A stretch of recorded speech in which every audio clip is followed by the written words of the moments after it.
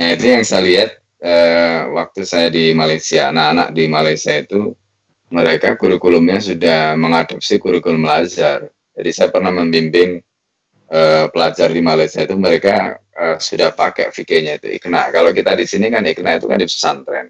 Kalau Ya, yang dari lulusan aliyah itu kan kebanyakan mereka jangankan Iqna ya. Mungkin Fathul Qorib baca mereka nggak kenal. betul kira insya Allah.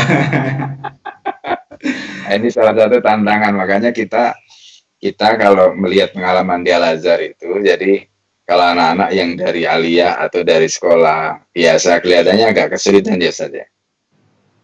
Iya betul, sedikit Jadi kalau kesulitan. ya kalau dia masuk langsung jalur jamiah kan biasanya kan itu kan jaraknya panjang itu. Kalau di sini kan kalau dulu kita anak-anak di sini masih pakai fikih Sulaiman Rasyid gitu kan. Ya, Sekarang kan kita Sulaiman Rasyid. sekarang bisa tambah tipis sekarang.